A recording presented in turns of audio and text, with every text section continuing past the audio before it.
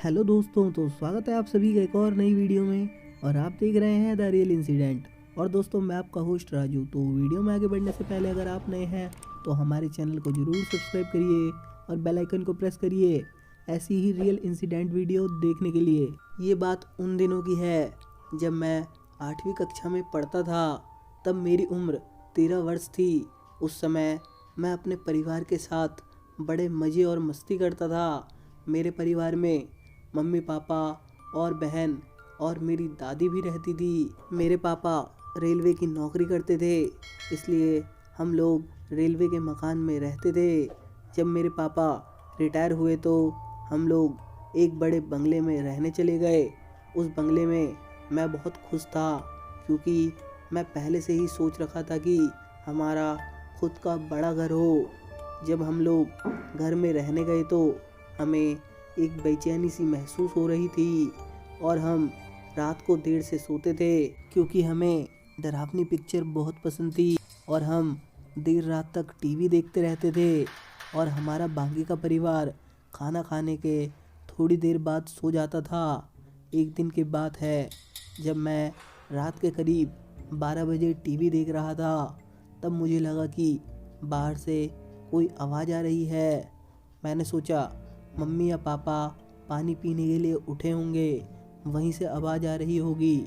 उस समय मैंने ज़्यादा ध्यान नहीं दिया, लेकिन थोड़ी देर बाद जब मैंने टीवी बंद कर दिया तो मुझे फिर से पायल बजने की आवाज़ आ रही थी, जैसे कोई मेरे पास चला आ रहा हो।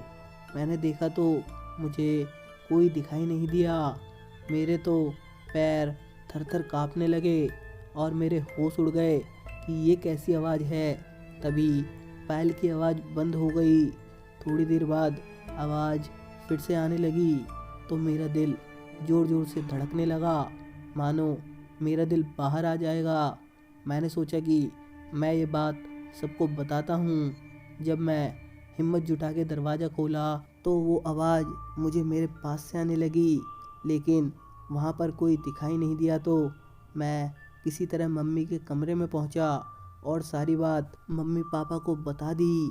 मेरे पापा मानने को तैयार ही नहीं थे कि मैं सच बोल रहा हूँ, क्योंकि उनको ज़ोर से नींद आ रही थी और वो थोड़े नींद में भी थे। यहाँ तक कि किसी ने मेरी बातों पर ज़्यादा ध्यान ही नहीं दिया।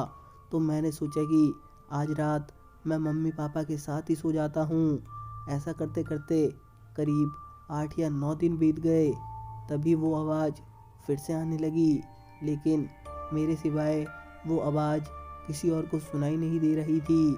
और अब तो वो आवाज़ मुझे रात में हमेशा सुनाई देती थी, लेकिन मेरे साथ कुछ भी अनहोनी नहीं हुई थी। और मेरे पापा ने वो बंगला ही बदल दिया और हम लोग फ्लैट में रहने चले गए। हमारे बाद उस बंगले में हमारे जान पहचान वाले लोग रहने आ गए। उनका छोटा बेटा हमारा बड़ा अच्छा दोस्त था। एक बार वो हमसे मिलने हमारे घर आया और हमसे पूछने लगा कि एक बात मैं तुमसे पूछ रहा हूँ, सच सच बताना कि उस घर में कभी तुमने किसी के चलने या फिर पायल बजने की आवाज़ सुनी थी। तब तो हमें पक्का यकीन हो गया कि उस घर में तो कुछ तो ज़रूर था। और मैंने फिर से अपने परिवार को बताया। तब उन लोगों ने हमारी बात पर यकीन कर लिया कि अब मैं सच बोल रहा हूँ। और जो लोग वहाँ पर रह रहे थे, उन लोगों ने उस घर में पूजा पाठ कराया तो ये पता चला कि यहाँ पर 7 औरतों ने एक साथ फांसी लगा ली थी और ये उन्हीं की आत्मा थी। आज मैं करीब 70 साल का हो गया हूँ, फिर भी उस घर में जाने से मेरे रोंगटे खड़े हो जाते हैं और उस घर की बात सुनकर मैं आज भी बहुत डर जाता हूँ। तो दोस्तों, आपको ये सच्ची घटना कैसी लगी मुझे कमेंट करके ज़रूर बताइए। और वीडियो अच्छी लगी हो तो वीडियो को लाइक करिए और अपने दोस्तों के साथ शेयर करिए। और ऐसी ही रियल इंसिडेंट वीडियो देखने के लिए चैनल को ज़रूर सब्सक्राइब करिए।